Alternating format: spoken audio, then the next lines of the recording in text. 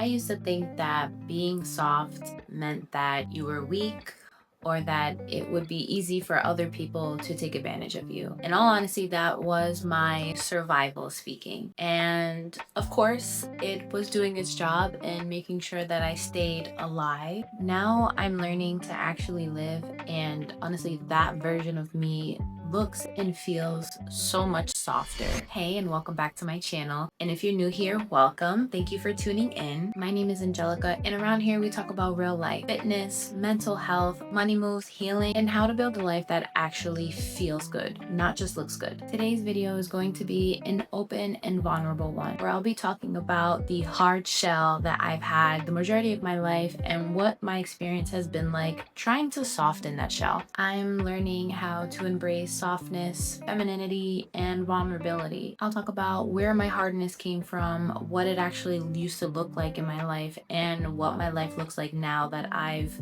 been softening up. As a young child, I'd say prior to age of 8, I remember that I used to be this super empathetic person and also just very quiet. I was bullied as a young child up into grade 6, and the bullying was quite intense of multiple kids in my class, singing me songs, bullying me, locking me in the bathroom, not allowing me to leave. It was a very traumatic experience. And that's just a brief overview of what was happening in school, never mind my home life, which was even worse. As I started to get into my double digits, I definitely started to build this shell where I did not allow people in. I built a few defense mechanisms. One was the first thing that you see on a person, and that's my face. I would have and still have the classic RBF. And when I was younger and in my teens and early 20s, I used to think like, this is me, and that's the reason why I have this face. And sure, I do believe to this day that there's a bit of truth to that. But what I believe even more is that I would hold that face because it was uninviting. And being uninviting meant that I didn't have the opportunity for people to come to me, meant that I didn't have the opportunity to get hurt. So I think that this was level 1 of my hardening shell that I started at a very young age. And as I've gotten older, I've realized that I actually really love engaging with other people and talking to people. Surprise, surprise, we are social animals. So that definitely makes sense. But it was just so uncomfortable for such a long time in my life talking to people because of the fear that would run through me in that they were going to bully me, they weren't going to like me, they were going to leave me. All of these things is what I told myself and still tell myself till this day so that I can keep people at a distance. And this bitterness really came from the fact that I was not nurtured or taken care of the way that I required as a young child. There was a lot of abuse in my home, emotional and physical, a lot of neglect from both of my parents.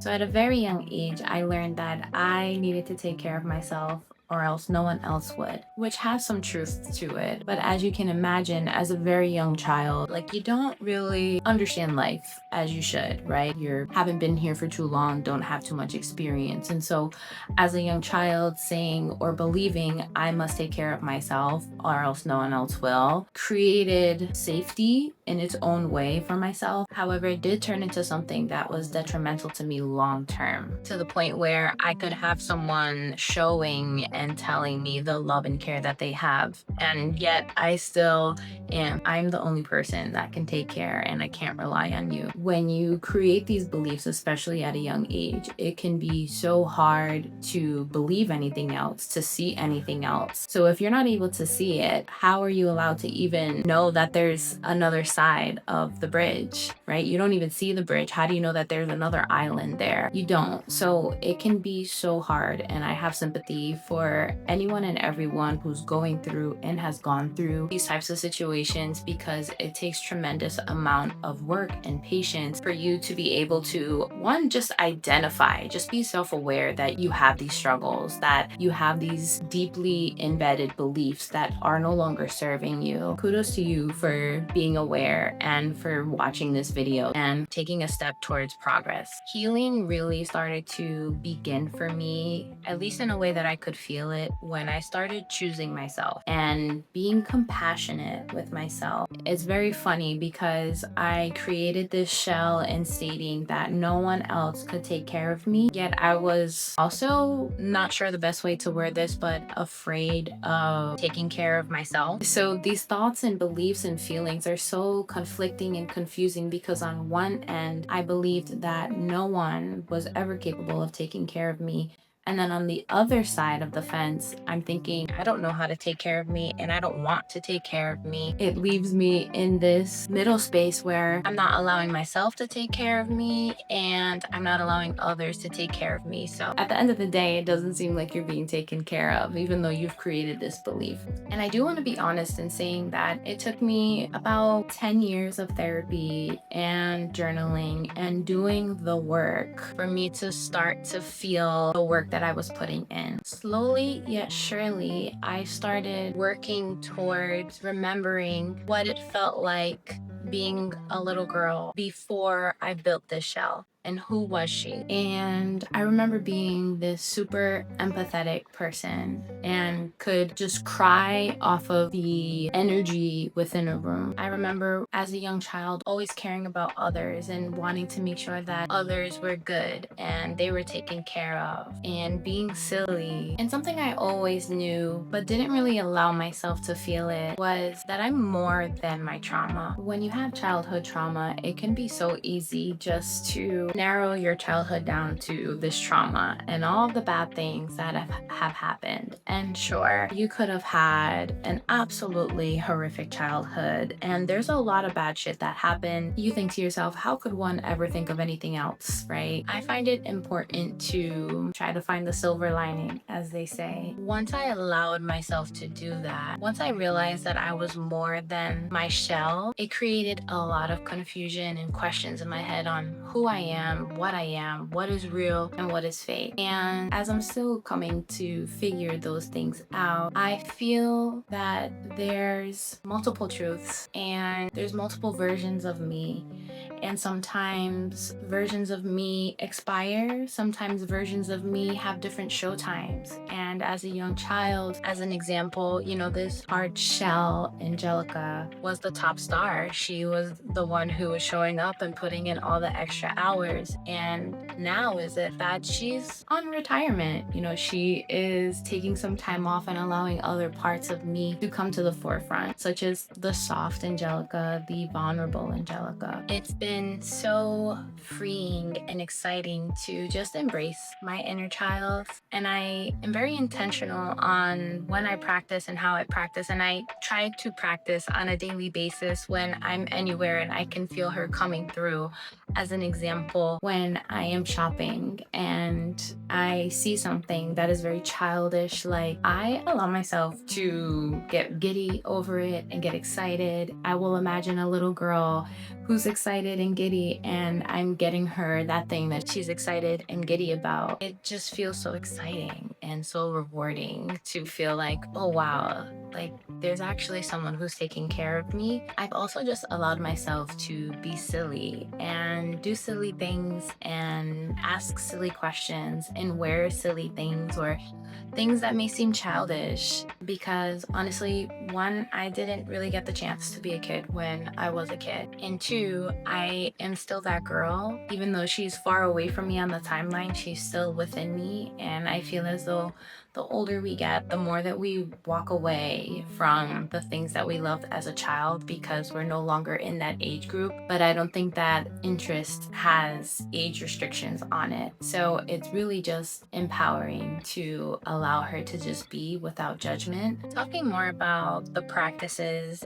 and how I've dealt with the transition from hard shell to softer shell. I'm still learning to be seen because it's very hard for me to to show the inconvenient parts of myself. It's easier for me to show the perfection. It's easier for me to just not tell a friend that something that they did upset me and just let it go. It's easy for me to just pretend that I don't care when in reality I'm dying for connection. I am practicing unmasking within my relationships, and that looks like me letting my friends know, hey, this is what I need.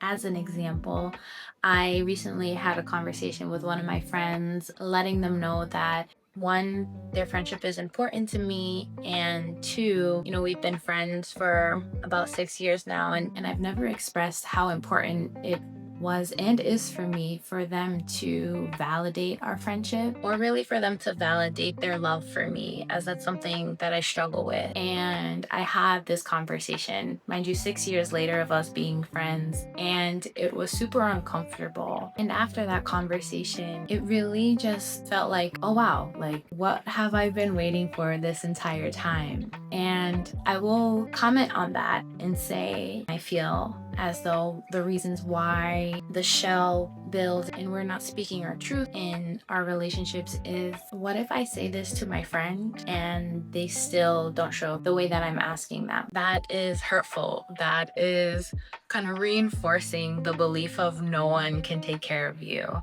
And so it can be scary to put yourself out there because you can get that rejection. And just because you put yourself out there doesn't mean that you're going to get what you're asking for. However, what I've learned is that even if I have this conversation with this friend and I tell them how I feel and they don't change and they don't do anything, that is so much information for me, because at the end of the day, you learn that there are things that you need. And if you have people in your life, it is okay to ask them for the things that you need, especially if there's someone that's important to you, you're important to them, and the relationship matters. If you have a conversation with someone and you let them know about what you need, I'm not saying just to drop them if they don't provide it, right? Gauge on the relationship, reflect if what you're asking is reasonable and realistic, and if this person is trying, or if they're just genuinely not interested or don't want to. Those are two different stories. But when these situations happen, it allows you to figure out who should be in your circle and who should not. Because you start to learn, and I'm in the process of learning this right now, but you start to learn that these are the versions of yourself that have been so quiet for so long, and they're begging to be seen. You need to look for positive reinforcement that what you're doing is okay, and you can ask for what you need. And if that person can't or will not provide it, that's okay too. But you will eventually find people who can provide you with what you're asking for. It's all about creating a community that brings out the best versions of yourself. If anything in this video speaks to you, please drop a comment below and let me know what landed. I'd love to hear your thoughts, your story, and whatever it is that you're working through. Please go ahead and like this video, subscribe, and turn on your alerts notification so that you can get notified whenever I release a new video. I drop a video every single Wednesday. Please take what you need from this and leave the rest. And if this video has helped you, I encourage you to share it with someone else. Keep showing up, keep it realistic, keep it you. See you next time.